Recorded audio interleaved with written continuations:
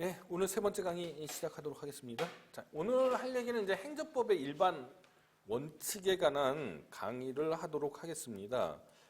행정법의 일반 원칙이라고 하면은 행정법 영역 전반에 적용되는 그런 기본 원리들에 관한 설명들이거든요. 통상 얘기하는 게 이제 법치 행정의 원칙, 뭐 평등의 원칙, 비례의 원칙, 뭐 성실 의무 및 권한남용 금지 원칙, 뭐 신뢰보호 원칙, 부당결부 금지 원칙, 뭐 이런 등등의 원칙들이 과거에는 학설과 판례에 의해서 인정되어 왔던 거죠. 인정되어 왔었는데 지난 시간에 말씀드린 것처럼 2021년 3월 23일이죠. 2021년 3월 23일 날 제정된 행정기본법에는 이러한 원칙들이 실정법화돼 있다, 법전화돼 있다, 뭐 이렇게 말씀드릴 수 있습니다. 다 이제 행정기본법의 법률 조항으로 이러한 원칙들이 이 학설과 판례에서 인정되는 어떤 불문법, 불문규범, 불문원리였다가 이제는 그 성문화된 거죠. 성문화됐다 이렇게 이해하시면 될 것 같아요.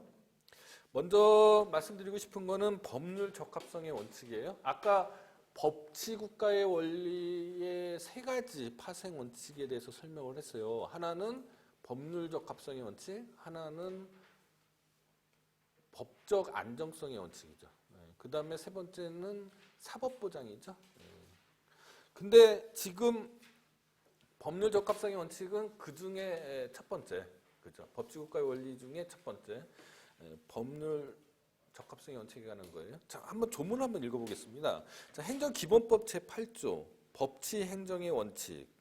행정작용은 법률에 위반하여서는 아니 되며 요까지를 우리는 보통 법률 우위의 원칙이라고 합니다. 법률 우위의 원칙. 국민의 권리를 제한하거나 의무를 부과하는 경우와 그 밖에 국민 생활에 중요한 영향을 미치는 경우에는 법률에 근거하여야 한다. 이거를 우리는 법률 유보의 원칙이라고 그래요. 그래서 법률 적합성의 원칙은 또 마찬가지로 크게 세 가지로 말씀을 드릴 수 있는데요. 가장 먼저 말씀드리는 거는 법률의 법규 창조력입니다.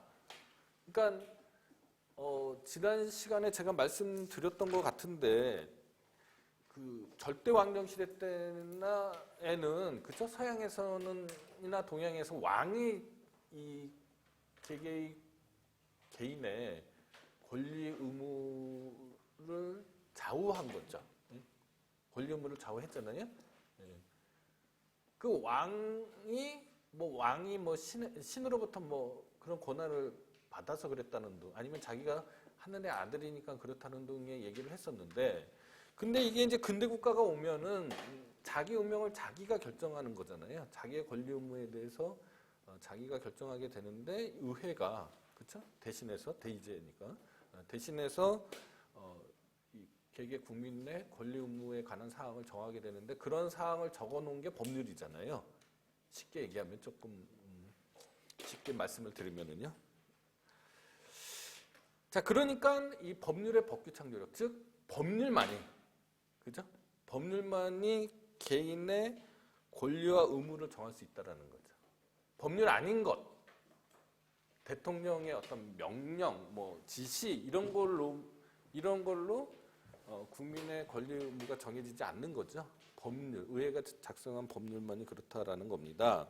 물론 이제 헌법에 그쵸 위임 명령이 있죠. 법률로부터 위임받아서 행정입법을 할 수는 있어요. 그런 경우를 제외하고는 오로지 법률만이 그렇죠? 법률만이 국민의 권리 의무를 정할 수 있다라는 게 이제 법규 창조력이라고 그래요. 그건 이미 설명을 드린 것 같고요. 오늘 이제 주로 말씀드리고 싶은 거는 행정기본법 제 8조에 규정되어 있는 거를 말씀드리면은 법률 우위의 원칙하고 법률 유보의 원칙. 그러니까 법률 적합성의 원칙은 법률의 법규 창조력, 두 번째 법률 우위 원칙, 세 번째 법률 유보 원칙 이렇게 나눠서 생각해 보시면 되는데 자, 법률 우위 원칙은 아까 다시 조문을 볼까요? 앞에 부분. 행정작용은 법률에 위반돼서는 아니 된다라는 거잖아요. 그럼 법률에 위반돼서 행정작용이 이루어지면 뭐가 돼요? 위법한 행정작용이 되는 거죠. 그럼 먼저 생각해 볼게요. 여기서 말하는 법률이 도대체 뭐냐? 여기서 말하는 법률은 국회가 만든 형식적 의미의 법률만을 얘기하는 게 아닙니다.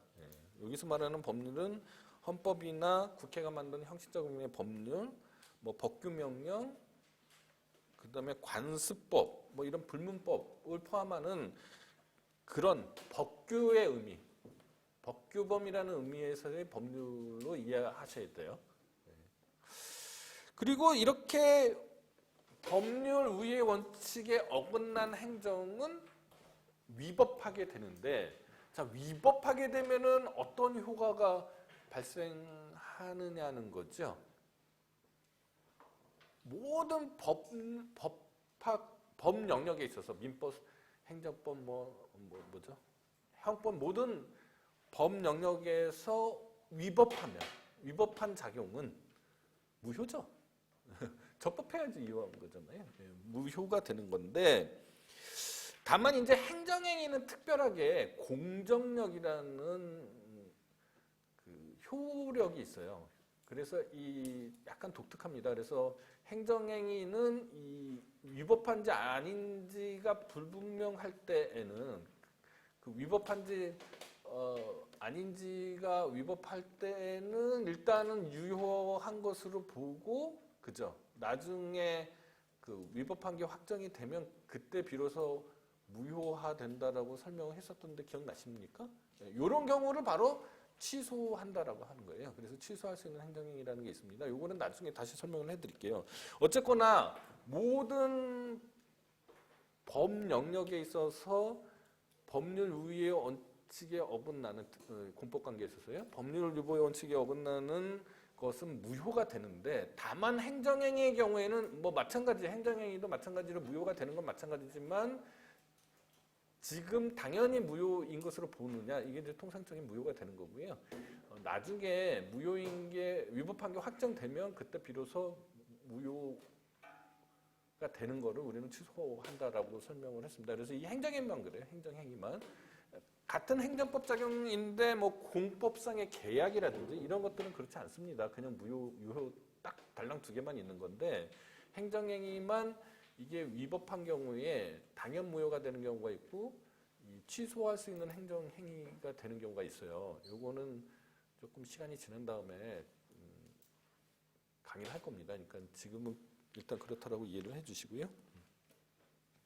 그 다음 법률 우위의 원칙은 행정청에게 기속력 있는 법률을 실제로 집행할 것을 요구한다라는 의미는 납세자에게 납세 의무가 있는 납세자에게 누구에게는 납세 의무를 부과하지 않고 누구에게는 부과하고 이럴 수 없다라는 겁니다. 그 다음에 말씀드리고 싶은 게 이제 조례하고 법률 우위의 원칙인데, 기억하시면 아시겠지만 자치법규 때 간단히 말씀을 드렸지만 조례라는 게 뭐예요? 조례라는 거는 지방의회가 만든 규범이라고 얘기했잖아요. 지방의회가 만든 법규를 조례라고 합니다. 자, 헌법 117조 1항하고 지방자치법 28조 1항 본문에서 뭐라고 규정해놨냐면요. 지방자치단체는 법령의 범위에서 조례를 제정할 수 있다, 이렇게 규정했습니다. 그러니까 조례도 민주적 정당성을 가진 지방의회가 제정한 자치법규, 자치규범이긴 하지만은 그쵸? 법령보다는 하위에 있는 거죠. 그러니까 이 조례가 이 법령보다 하위에 있는데 그 법령을 위반한 조례는 역시나 그렇죠? 법률 우위의 원칙에 의해서 무효가 되는 거거든요. 근데 문제는 뭐냐면은요, 어떠한 입법 사항에 대해서요? 어떠한 입법 사항에 대해서 만약에 법률이 이미 어떠한 사항에 대해서 법률이 제정돼 있어요. 제정돼 있는데 뭐 조례가 뭐 이렇게 제정돼 있다라든지, 그러니까 같은 사항에 대해서 조례가 또 제정이 됐어요. 그러면은 이게 겹치는 부분이, 중복되는 부분이 있을 거 아닙니까? 그러면은 이 조례는 어떻게 되느냐는 거죠. 조례의 효력은. 이게 이제 법률적 합성의 원칙과 관련해서 조례에서 나타나는 문제이긴 한데요. 과거에는요, 아주 오래된 과거에는 이른바 법률 선점론이라는 게 있었어요. 법률 선점론. 네, 그래서 법률이 먼저 어떤 입법 사항에 대해서 선행적으로 제정돼 있는데 조례가 거기에 대해서 다시 제정을 하면은 무효인 거죠. 무조건.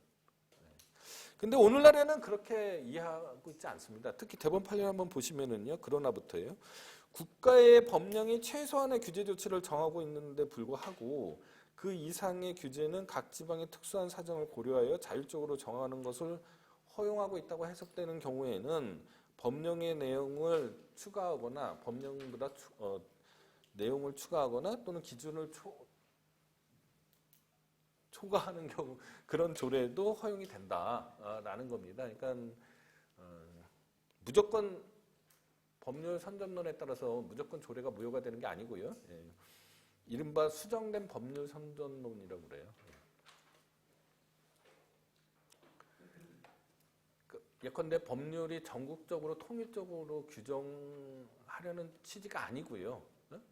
각 지방의 개별적 사정을 고려해서 특수성을 고려해서 자율적으로 정하고 있는 것을 허용한다고 해석되면은 법률 선점론의 원칙이긴 하지만 무효가 되는 건 아니다라는 겁니다. 예, 허용된다라는 거예요. 요거는 이제 지방자치법 시간에 다시 강의를 하도록 하겠습니다. 2학기 때. 법률 유보의 원칙이에요. 유보라는 말이 이제 약간 여러분들한테 한자어라서 잘 생소하잖아요. 수권을 받아야 된다. 또는 근거가 있어야 된다. 이렇게 이해하시면 될 것 같아요. 즉 행정은 법률로부터 수권을 받아서 행해져야 한다. 또는 행정은 법률의 근거에서 행해져야 된다. 라는 거죠. 먼저 여기에서 말하는 법률이 뭐냐 뜻이 이거는 아까 법률 우위의 원칙에서 말하는 이 형식적 의미의 그러니까 법률 우위의 원칙에서는 형식적 의미의 법률 이외의 다른 법규범들 예컨대 뭐 헌법이라든지 뭐 조리 이런 것도 포함되지만 여기서 말하는 법률은 국회가 제정한 형식적 의미의 법률을 얘기하는 겁니다. 그리고 법률 우위의 원칙은 모든 행정작용에 적용된다라는 거는 제가 설명을 안 드려도 여러분들이 충분히 짐작할 수 있었잖아요. 근데 이제 법률 유보의 원칙은 곰곰이 생각해 보면은 의문이 드는 거죠. 법률 유보의 원칙은 행정은 국회가 만든 법률의 근거에서 행해져야 한다라는 건데 결국은요.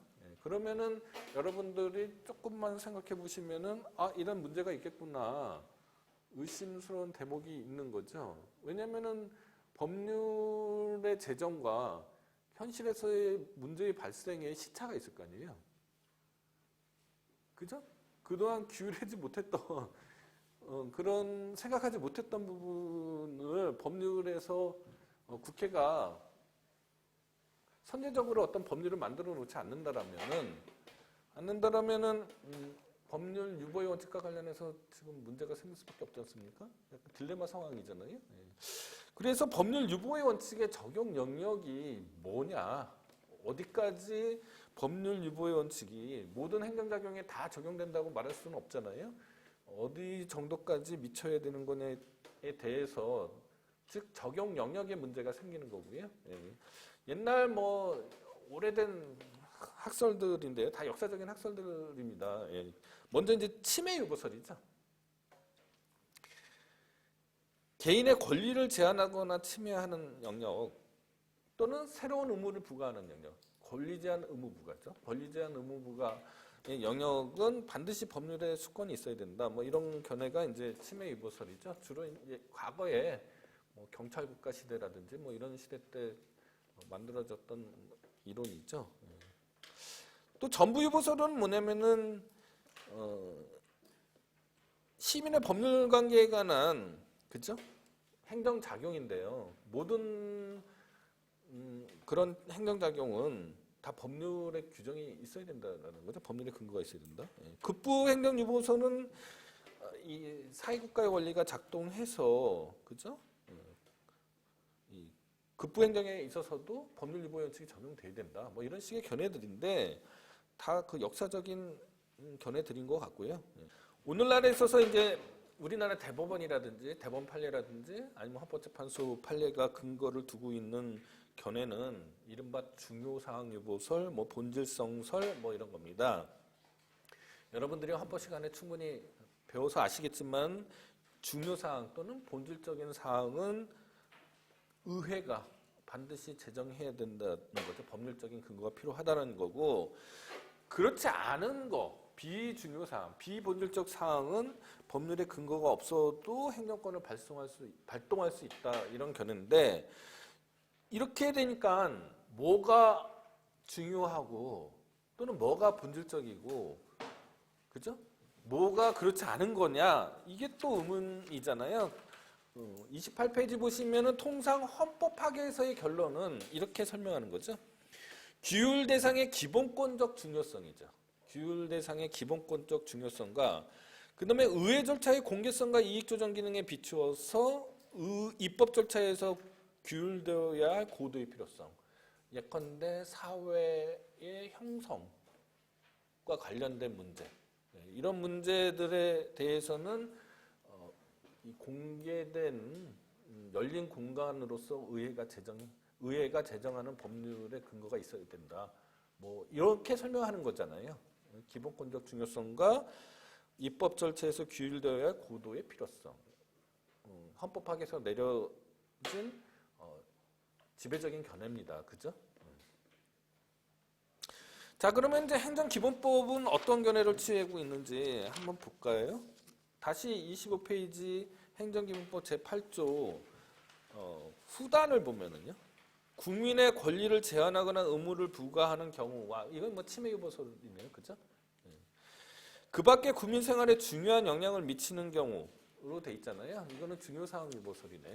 이렇게 본질성 이론 이렇게 근거해서 법률 유보의 원칙이 행정기본법에 규정돼 있다. 이렇게 설명드릴 수 있을 것 같아요.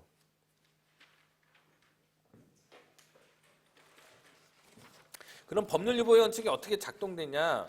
특별 권력 관계에 있어서의 법률 유보의 원칙과의 관계잖아요. 그럼 여러분들은 벌써 법률 유보의 원칙이 방금 저한테 강의를 들어서 대략 못 알아듣고 어렴풋이는 알겠는데 갑자기 또 특별 권력 관계 얘기가 나오니까 이게 전혀 이해할 수가 없잖아요. 이거는 조금 이따 한 다음 주 정도에 다시 강의를 할 테니까요. 일단 결론만 아시면 될 것 같아요. 일단은요. 특별 권력 관계는 국가 내부의 문제이기 때문에 법이 침투할 수 없어서 이른바 불침투성설입니다. 법이 침투할 수 없어서 법률 유보의 원칙이 적용되지 않는다라는 호랑이 담배 피던 시절의 이론이 있습니다만은 오늘날에 있어서는 그런 견해를 취하는 사람은 한 명도 없습니다. 요거는 나중에 특별 권력 관계를 설명할 때 다시 말씀을 드리도록 하겠습니다.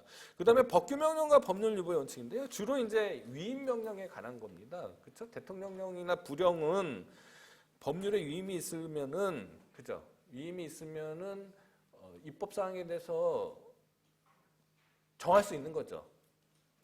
이게 국회 입법의 원칙에 대한 예외잖아요.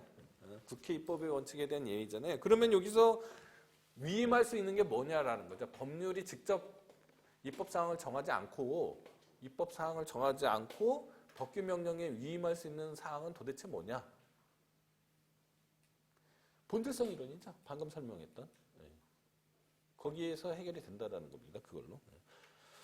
그 다음에 공익상 필요에 의한 건축 허가 신청의 거부와 법률 유보의 원칙인데 과거에 이제 이 건축 허가 여부는 건축 허가도 지금 잘 머리에 안 와닿잖아요. 이건 나중에 다시 또 강의할 테니까 건축 허가는 이른바 기속행위라고 해가지고 법률의 규정이 엄격히 적용돼서 이 법률 유보의 원칙이 작동하게 되면은 법률의 규정돼 있지 않는 사유로 건축허가 신청을 거부할 수는 없는 거잖아요. 예. 근데 이제 문제는 뭐냐면은 법률에 규정이 없는 사항인데 예컨대 뭐 옛날에 여러분들 이제 어렸을 때 또는 태어나기 전에 어떤 사건들이 있었냐면은 뭐 여자 고등학교 앞에 무슨 여관이 생긴다든지 뭐 룸사롱이 생긴다든지 이렇게 풍속 산업이 풍속업이라고 해야 되나요? 이런 것들이 생길 때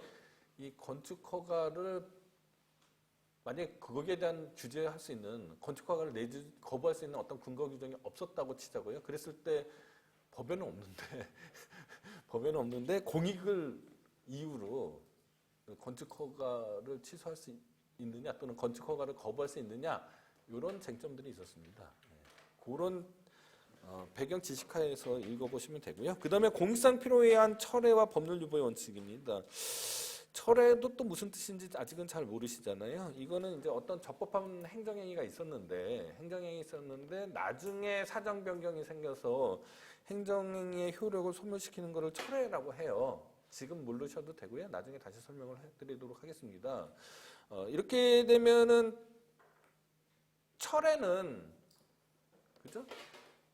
만약에 어떤 수익적 행정행위의 철회라고 하면은 침익적 효과가 발생하게 되는 거잖아요. 그러면은 어떻게 되나요? 그러면 그 법률 유보의 원칙이 작동해서 법률의 근거 규정이 있어야 되는 거잖아요. 근데 판례가 어떤 견해를 취하고 있었냐면 근거 불효설에 있었습니다. 근거가 없어도 철회는 할 수 있는 거다라는 거였는데 지금은 문제가 없어요. 왜냐면은 행정기본법에 철회에 대한 조항이 생겼습니다. 그래서 이제는 지금 말씀드린 철회와 법률 유보의 원칙과 관련된 문제는 행정기본법이 제정되면서 입법적으로 해결이 됐다. 이렇게 이해하시면 될 것 같아요. 뭐 다른 얘기들보다 가장 중요한 게 이제 조례하고 법률 유보의 원칙이에요. 예. 자, 지방자치법 28조 1항 본문하고 제13조에 의하면은 뭐가 그리고 이제 헌법 제117조 제1항에 뭐 어떻게 규정되어 있냐면 지방자치단체는 법령의 범위 안에서 자치에 관한 규정을 제정할 수 있다 이렇게 되어 있습니다. 그러니까 원칙적으로요. 원칙적으로 헌법에 의해서 조례는요. 일반적인 법규 명령과 다르게요. 대통령령이나 불령과 다르게요. 법률 위의 원칙만 적용이 되는 것이지 원칙적으로요. 법률 유보의 원칙은 적용되지 않는 거죠. 헌법에 써져 있잖아요. 지방자치단체는 법령의 범위 안에서 자치에 관한 규정을 제정할 수 있다. 즉 법령의 범위 안에서라는 뜻이 법률 위의 원칙만을 얘기하는 거거든요. 그러니까 조례는 지방자치단체가 헌법상 지방자치라는 제도적 보장이죠. 제도적 보장이 헌법적으로 되어 있잖아요. 보장되어 있잖아요. 그 말은 지방자치단체에 관한 주민의 복리에 관한 사항은 법령에 어긋나지만 않는다면은 의회가 만든 법률에 근거를 둘 필요 없이 알아서 정하면 된다라는 얘기입니다. 그런 뜻으로 읽으시면 되는 거거든요. 근데 문제는 뭐냐면 지방자치법 28조 1항 단서에 뭐라고 써 있냐면 주민의 권리 제한 또는 의무 부과에 관한 사항을 정할 때에는 법률의 위임이 있어야 된다 이렇게 규정돼 있어요. 그러니까 헌법 117조하고 지방자치법 28조 1항 단서하고 이게 충돌되는 거 아닌가? 라는 의문이 생기는 거죠.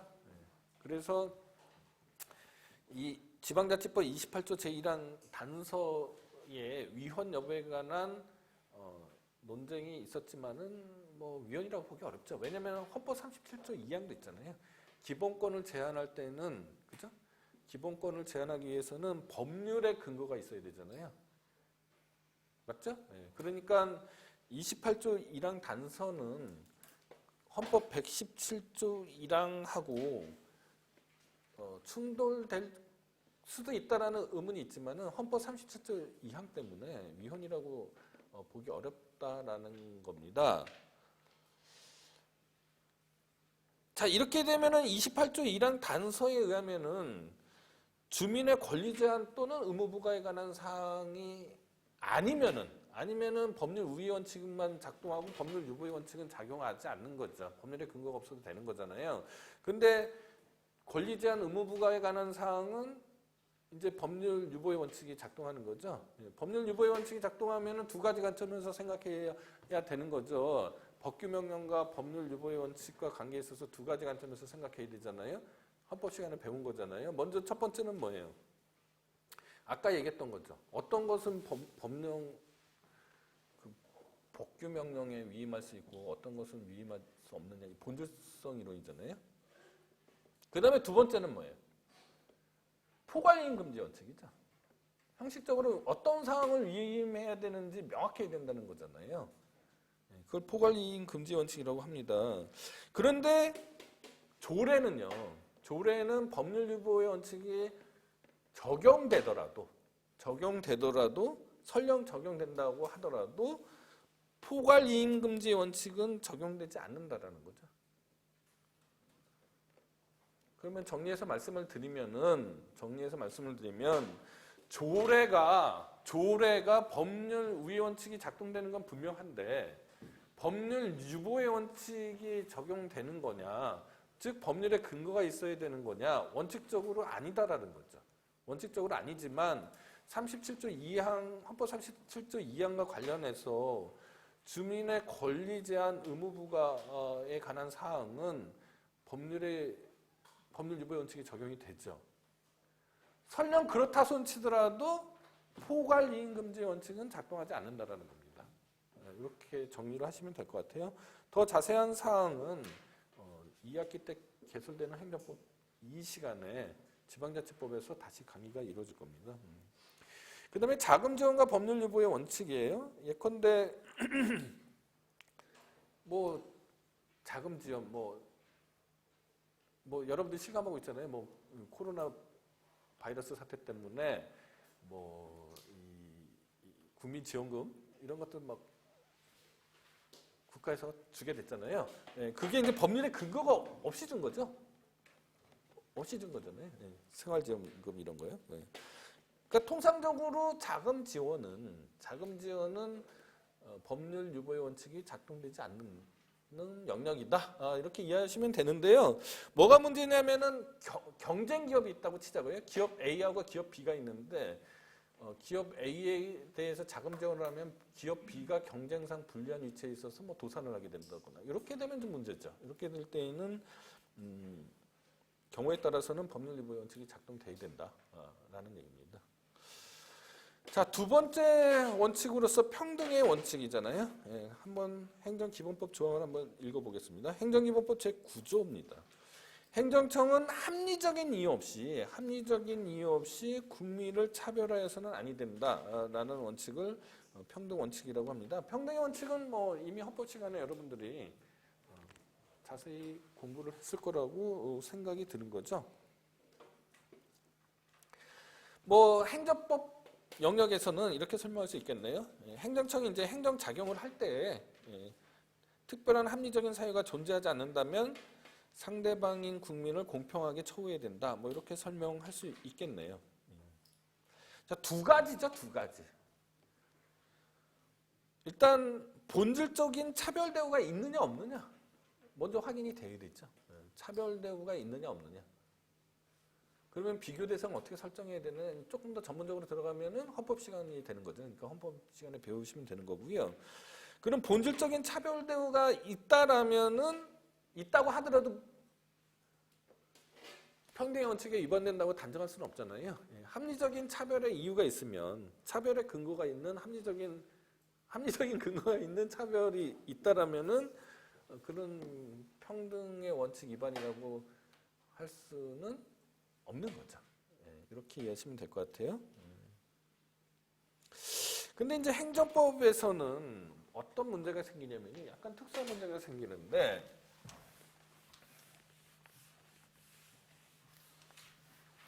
여러분들이 이제 나중에 그 행정 입법 시간에 다시 배울 겁니다. 배울 건데 뭐 평등의 원칙과 관련해서 어떤 문제가 생기냐면요.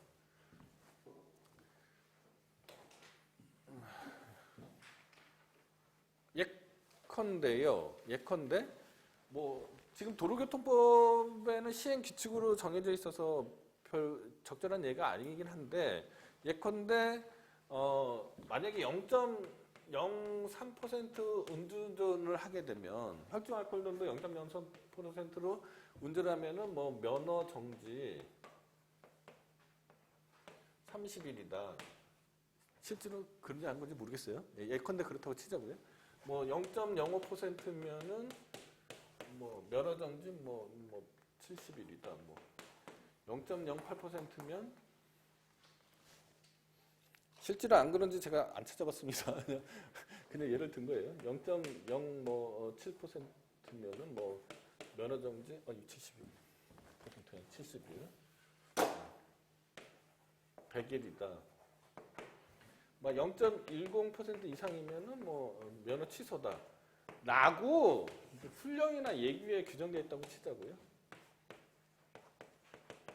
자, 훈령이나 예규는 이거는 우리가 생각하는 법규가 아니에요. 법규는 법률과 그거로부터 위임받은 또는 그거를 집행하기 위한 위임명령과 집행명령을 얘기하는 거거든요.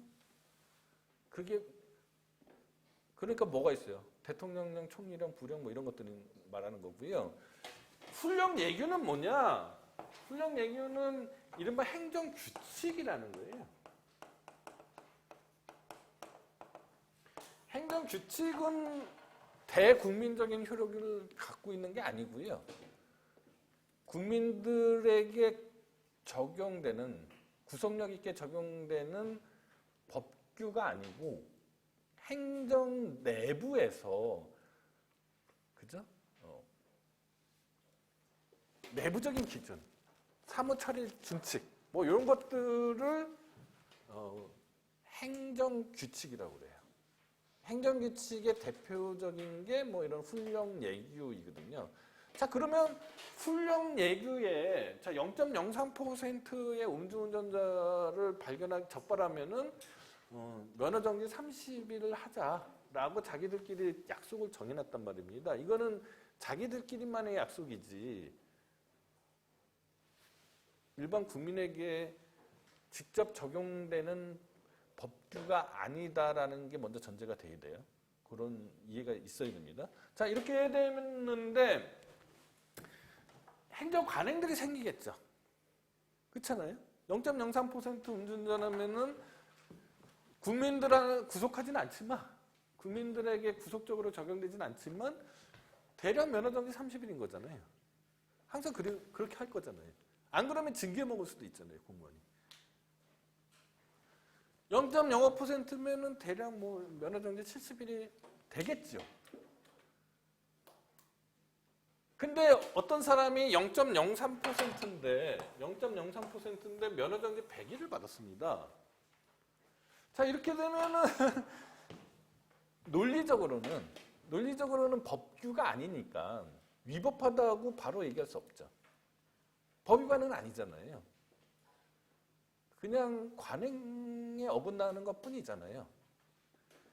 여기에서 이 행정의 자기구속의 원리라는 게 나오는 겁니다. 법규는 아니지만 이런 관행이 쌓이게 되면, 그렇죠?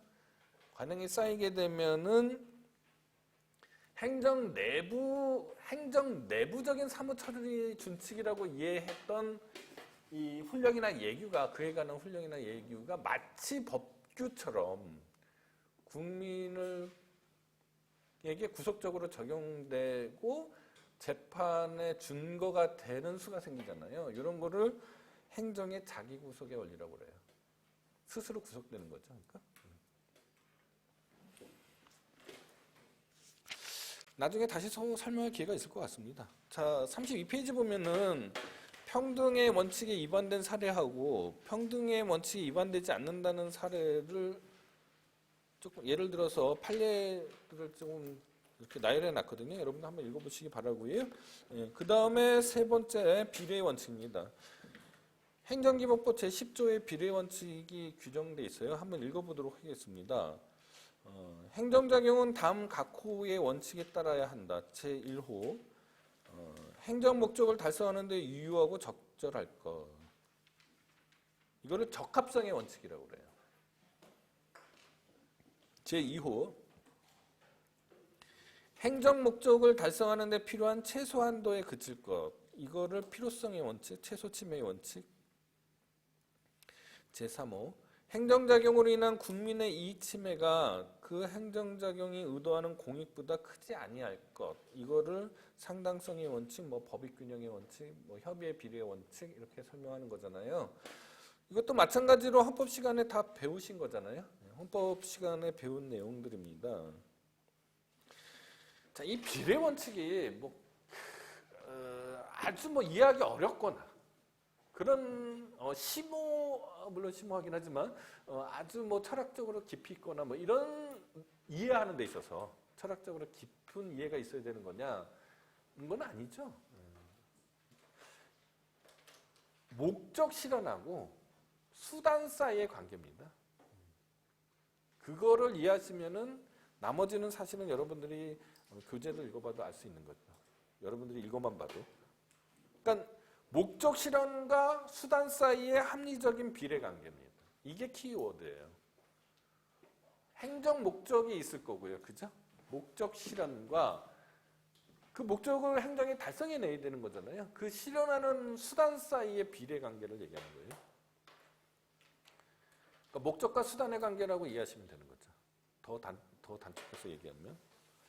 그러면은 그 목적이 일단 정당해야 되죠. 헌법에서는 목적의 정당성부터 따지잖아요. 헌법 시간에서는. 예.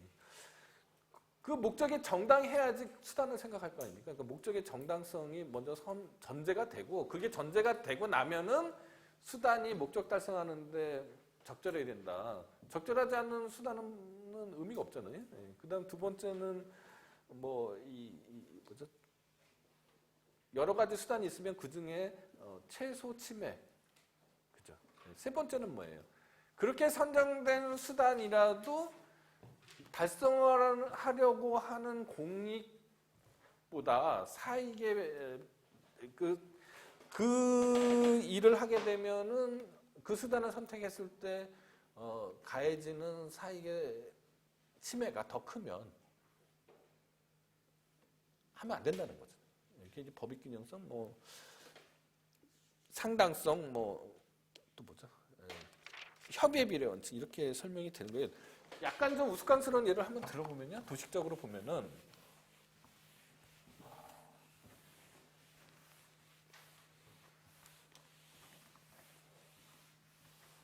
목적과 수단의 비례 관계라고 얘기 드렸어요. 조금 우스꽝스러운 도식적으로 예를 들면, 자, 어떤 행정 목적이 있어요. 이 목적을 달성하는데요. A라는 수단이 있고 B라는 수단이 있고 C라는 수단이 있고 D라는 수단이 있고 E라는 수단이 있다고 치자고요. E라는 수단이 있는데, 자, A라는 수단을 사용하면은 요 목적으로 가지 못해요. D라는 수단으로 해도 목적을 피해갑니다. 그러면 이거는 선택할 수 없는 거죠. 그럼 A하고 E를 선택하지 못하는 거는 적합성의 원칙에 어긋나기 때문이죠.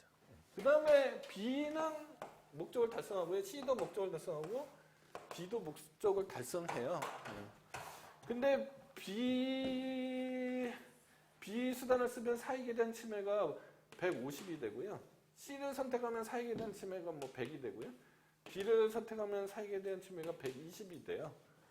그러면은 C를 선택해야지 합리적인 거가 되는 거잖아요. 이거를 필요성의 원칙, 최소 침해 원칙. 그 다음에 C를 선택해서 사익의 침해가 100인데 달성되는 공익이 만약에 150이에요. 그러면 괜찮잖아요. 근데 이게 만약에 70이에요. 그렇게 되면은 공익의 달성을 포기하는 게 나은 거죠.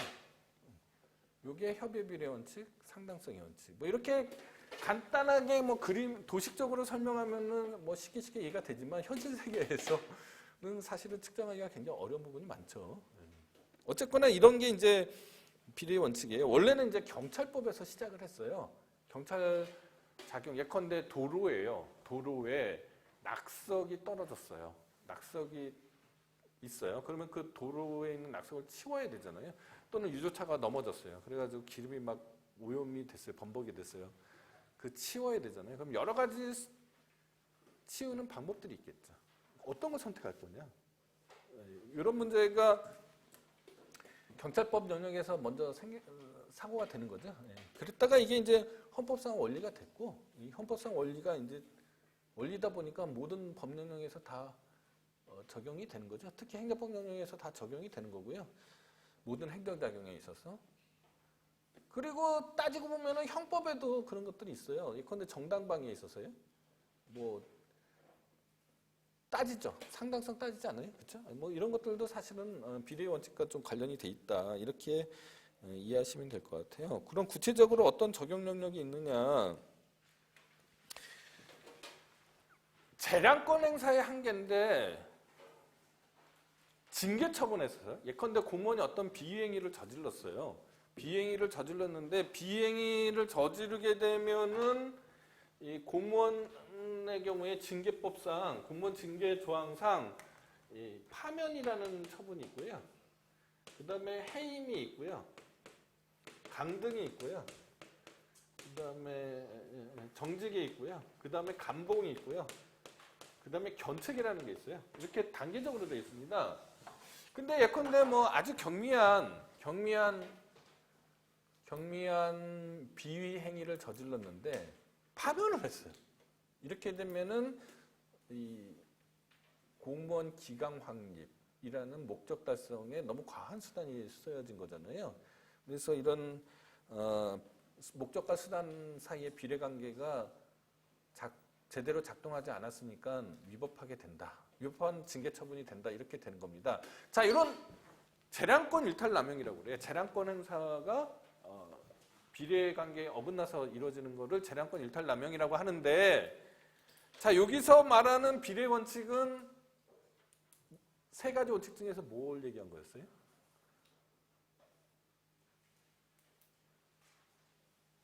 세 번째 원칙이잖아요.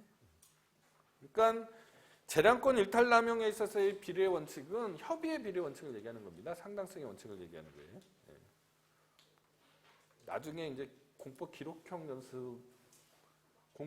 연습이라는 과목 있잖아요. 거기에서 이게 헷갈리게 되면은 예컨대 재량권 일탈 남용을 주장하는 소장을 써야 되는데 목적의 정당성, 뭐 수단의 적합성 이런 거는 쓸 필요가 없는 거죠. 무슨 얘기인지 알겠어요? 그 다음에 부관의 한계예요. 자, 예컨대 어떤 수익적 행정행위를 발령하면서요. 수익적 행정행위를 발령하면서 그 수익적 행정행위를 발령한 김에 침익적 행정행위를 발령하는 경우가 있습니다. 그거를 이른바 부담이라고 그래요. 부관 중에서 부담이 있어요. 부관은 조건, 기한, 민법 시간에 배웠잖아요. 조건, 기한 이런 것들인데 행정법에는 조건, 기한만 있는 게 아니고요. 부담이라는 것도 있어요. 예컨대 아파트 건설 사업 승인 처분을 하면서 아파트 건설 사업 승인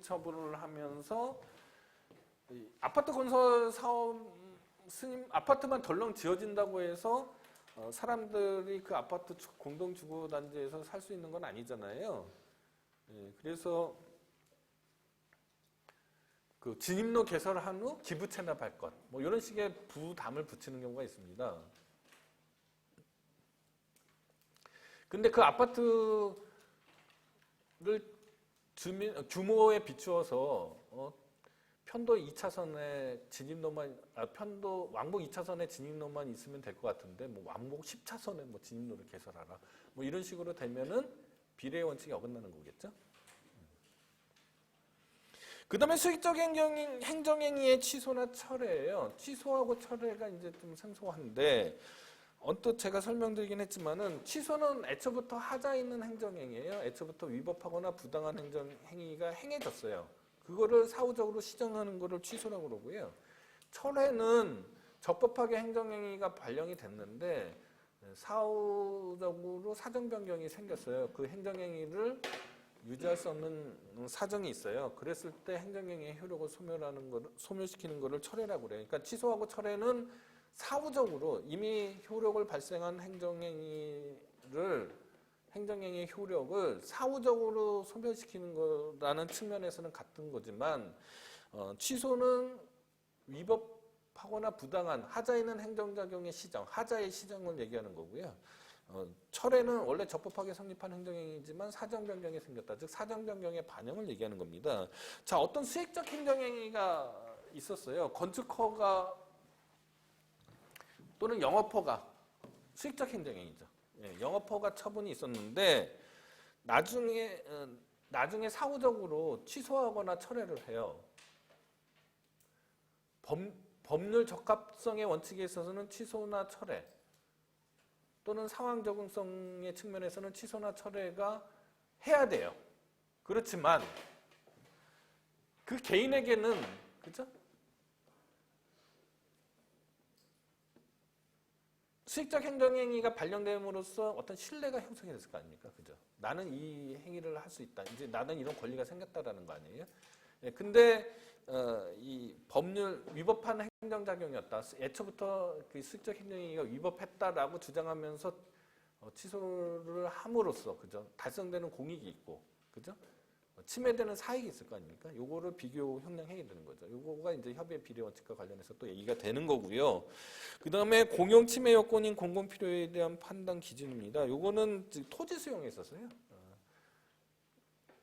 토지 수용에서 공익 사업이면은 토지 수용을 할 수 있는 전제가 되는데 설령 공익 사업이라고 하더라도 반드시 토지 수용이 이루어져야 되는 거냐? 이거는 이제 공공의 필요라는 겁니다. 공공의 필요성이 있어야 돼. 공공의 필요가 있어야 되는 건데 그 공공의 필요가 바로 비례 원칙을 얘기하는 거예요. 수단의 적합성, 피해의 최소성, 상당성. 사정 판결의 요건이 현저한 공공복리의 요건 충족에 대한 판단 기준. 요거는 사정 판결이 먼저 무슨 뜻인지 잘 모르겠잖아요. 예, 이거는 2학기 때 행정쟁송법 시간에 다시 설명을 해드리도록 하겠습니다.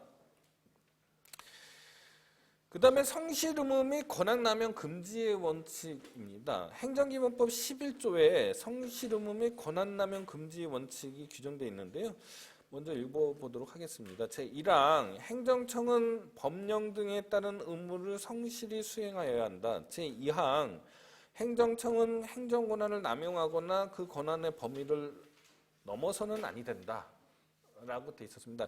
이게 행정기본법이 제정되기 전에는 제정되기 전에는 학설과 판례에서 뭐라고 불렀냐면 신의성실의 원칙이라고 불렀어요. 신의성실의 원칙이라고 불렀는데 이 행정기본법에서는 성실의무 및 권한남용 금지 원칙으로 입법이 됐습니다. 신의성실의 원칙은 뭐 여러분들이 잘 아시겠지만 처음에 법학전문대학원에 들어오셔서 배우는 과목이 주로 민법이잖아요. 민법을 배우면서 제일 먼저 배우는 게 신의성실의 원칙이 신의칙이죠. 그 신의성실의 원칙이 민법 2조에 규정되어 있기는 하지만은 어디 이게 사법상의 원리라고만 얘기할 수는 없는 거죠. 모든 법 영역에 있어서의 일반 원칙이라고 설명할 수 있고요. 공법 관계에서는 또 마찬가지로 신의성실의 원칙을 특히 법의 흠결이나 아니면 공백이 있을 때 그것을 메워주는 원리로서 신의성실의 원칙이 거론이 됐었습니다. 그거를 행정기본법 11조에서 법전화, 실정법화했다라고 이해하시면 돼요. 그리고 권한남용 금지 원칙도 얘기가 되는데요. 권한남용 금지 원칙도 이 행정기본법 11조에서 성실의무의 원칙과 아울러서 같이 규정됐는데 이것도 민법에서 말하는 권리남용 금지 원칙과 유사한 거죠. 그죠? 근데 권한하고 권리잖아요. 요거는 이제 권리는 법인격을 갖는 권리 능력자가 갖는 게 권리잖아요. 그리고 권한은 권리가 아니죠. 요거는 나중에 다시 또 설명할 기회가 있을 겁니다. 이 행정상 법률관계 설명할 때 다시 설명을 해드릴게요. 일단 권한남용 금지 원칙. 행정청이 그러니까 주어가 뭐예요? 행정청이죠. 11조 2항 행정청은 행정권한을 남용하거나 그 권한의 범위를 넘어서는 아니 된다 이렇게 돼 있잖아요. 그럼 여기서 행정청은 권리 주체가 아니라는 거죠. 권리 주체 쓰면 권리를 남용하거나 이렇게 될 거 아니에요, 그죠? 행정청은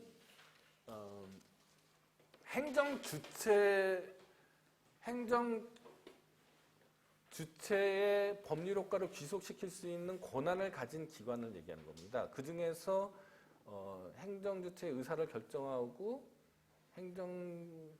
결정된 의사를 공표할 수 있는 기관을 행정청이라고 불러요. 뭘 생각하시면 되냐면 민법에서 법인론 한번 생각해 보세요. 법인이 있고 법인의 기관이 있는 거죠.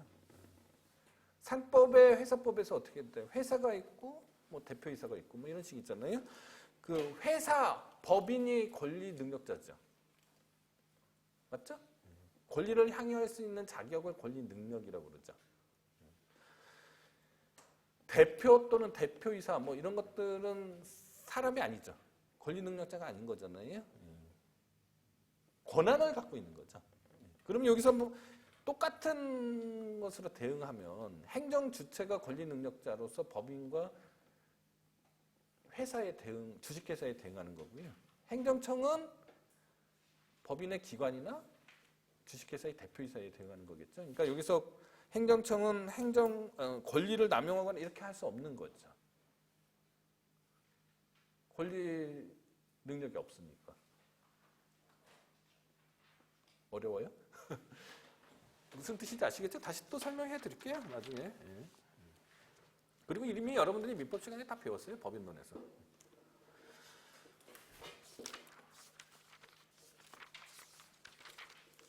그 다음에 48페이지로 가셔서요. 부당결부 금지 원칙입니다. 행정기본법 13조에 부당결부 금지 원칙에 대해서 규정하고 있는데요. 행정청은 행정작용을 할 때 상대방에게 해당 행정작용과 실질적인 관련이 없는 의무를 부과해서는 아니 된다라는 원칙을 얘기합니다. 자, 개념적으로요. 49페이지 보시면 부당결부 금지의 원칙이란 행정작용을 할 때 그와 실질적 관련이 없는 반대급부를 결부시켜서는 안 된다. 이 원칙은 법적 안정성의 원칙으로부터 파생된 원리이다. 이렇게 이해하시면 됩니다. 보통의 경우에 어떤 경우에 문제가 되냐면 아까 예컨대요. 그 아파트 건설 사업 승인을 하면서 그 진입로를 개설하고 기부 체납할 것 이런 부관을 붙이면은 먼저 비례 원칙에 의해서 그죠? 비례 원칙에 의해서 이 수단과 목적 사이의 비례 관계가 맞느냐 이걸 따지게 되고요. 그런데 아파트 건설 사업 승인을 하면서요 진입로가 아니에요. 그 아파트하고 전혀 관계도 없는 엉뚱한 곳에 도로를 개설해라. 내가 너한테 아파트 건설 사업 승인을 하면은 너는 막대한 이익을 얻을 터이니, 그렇죠? 이 아파트하고 관련은 없지만 어떤 도로를 개설하라라고 행정행위로서 부담을 붙이게 되면은 이거는 부당 결부된 거잖아요. 그래서 부당 결부 금지 원칙에 의해서 위법하게 될 수가 있습니다. 위법하게 될 수가 있어요. 자, 이렇게 통상 논의되는 영역은 이 부관의 한계 문제. 부관에 있어서 과연 이런 부관을 붙일 수 있느냐 없느냐 여기에서 시작을 해서요. 그 다음에 요새 새로운 실효성 확보 수단이에요. 자, 위법한 건축물이 있습니다. 위법한 건축물이 있는데 철거 명령을 하면은 해서 대집행을 하면은 이제 가장 통상적인 어떤 그 무허가 건물에 대한 철거 방법이잖아요. 근데 딸리 생각할 수도 있죠. 단전을 하는 거예요. 그러면은 철거 명령을 하면서 단전을 해요. 그러면은 견디기 어려워서 뭐 무허가 건물에서 퇴거하거나 이럴 수도 있잖아요. 그런데 그런 수단을 과연 쓸 수 있느냐? 이런 새로운 실효성 확보 수단의 가능성과 관련해서 부당결부 금지 원칙이 주로 논의가 됐었습니다. 두 가지에서 논의가 됐던 거예요. 그러니까 부관의 한계, 새로운 실효성 확보 수단의 가능성 이런 두 가지 관점에서 부당결부 금지 원칙이 논의됐는데 근데 행정기본법을 보시면은 모든 행정작용인 거죠. 그래서 반드시 이런 두 가지 영역에서만 부당 결부금지 원칙이 작동되는 것만은 아니다. 이런 말씀을 드리는 겁니다. 자, 그럼 여러분들이 의문을 제기하죠. 의아할 거예요. 그죠? 왜 신뢰보호 원칙은 설명 안 하고 넘어갔을까? 이 남은 시간 동안에 할 수가 없기 때문에 다음 시간에 하기 위해서 먼저 부당 결부의 원칙에 대해서 먼저 설명을 했습니다. 네. 그러면은 신뢰보호 원칙은 다음 시간에 하겠죠? 네, 다음 시간에 뵙도록 하겠습니다.